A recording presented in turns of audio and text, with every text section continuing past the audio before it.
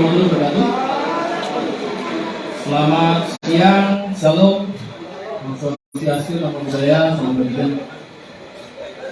Rekan media yang saya hormati dan saya banggakan, pada hari ini kita akan menyampaikan progres. Saya akan flashback dulu, bahwasannya ini merupakan dua hasil dari proses penyelidikan yang telah dilakukan secara joint investigasi.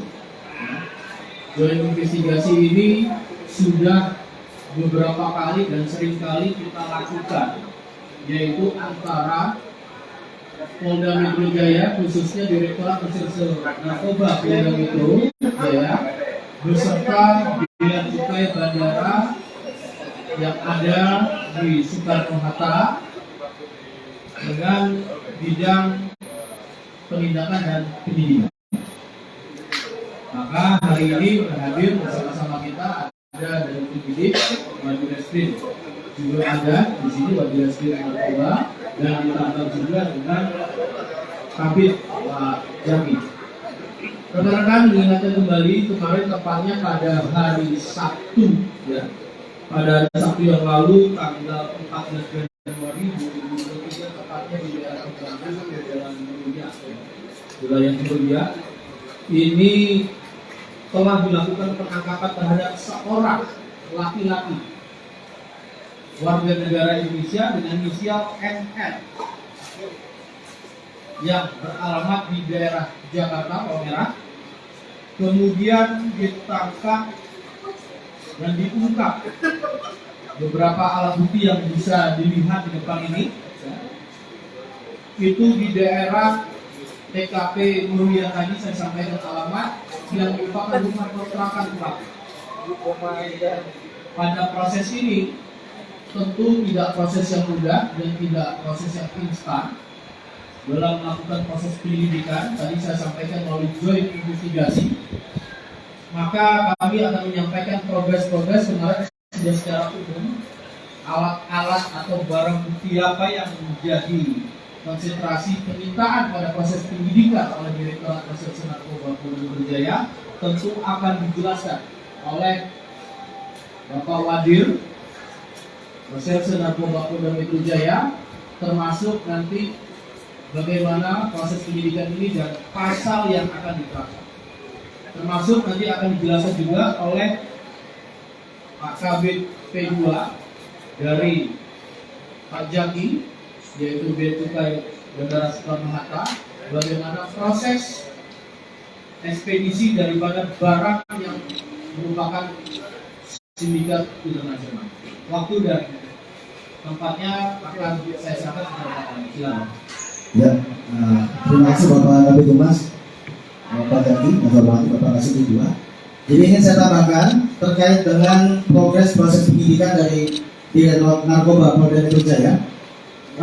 Di sini kami sampaikan pada rekan-rekan media semuanya, pada saat malam kita rilis langsung di TKP, kami membawa barang bukti ke Polda, dan dalam proses pemeriksaan di Polda, kami dapati beberapa bahan kimia, di mana bukan hanya terkonsentrasi ternyata untuk liquid saja rekan-rekan.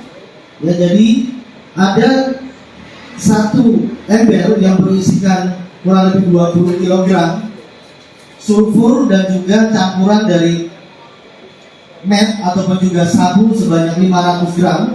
Ini sudah akan rencananya disiapkan untuk menjadi narkotika jenis ekstasi, dengan kita menyita satu alat cetak yang nanti akan disiapkan untuk mencetak ekstasi ribuan butir dari 20 kg tersebut.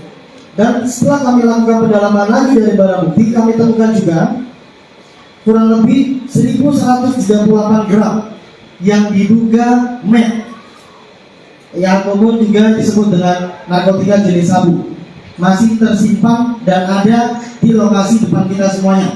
Dan nanti juga ini akan digunakan dalam proses pencampuran, pemuaian, membuat liquid dan juga membuat ekstasi. Apakah ini ekstasi jenis baru dengan rasa ataupun seperti yang kita lihat sekarang ini, seperti liquidnya, ini masih dalam proses pendalaman.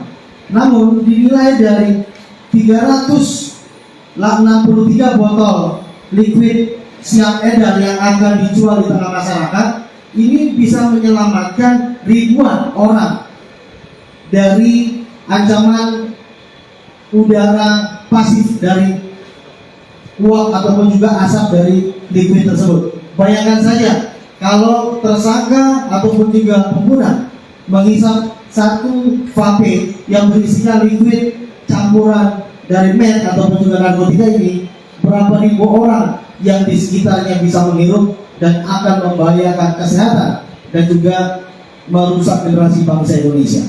Dan untuk dari hasil proses penyidikan kami, dari proses gelar perkara yang sudah disiapkan dan sudah kita laksanakan, untuk tersangka kami kenakan pasal 113 ayat 2, subsidiar pasal 114 ayat 2, lebih subsidiar pasal 11 ayat 2 Undang-Undang Republik Indonesia nomor 35 tahun 2009 tentang narkotika dengan ancaman hukuman pidana mati maksimal minimal seumur hidup.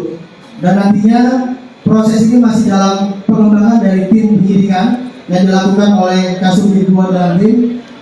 Nanti perkembangan demi perkembangan akan kita informasikan lebih lanjut, dan ini semuanya barang bukti yang kami sita dan kami akan telusuri dengan berkoordinasi dengan joint operation dengan teman-teman dari Bea Cukai untuk mengungkap jaringan internasional dari Cina, Iran, dan Hongkong masuk ke Indonesia. Terima kasih.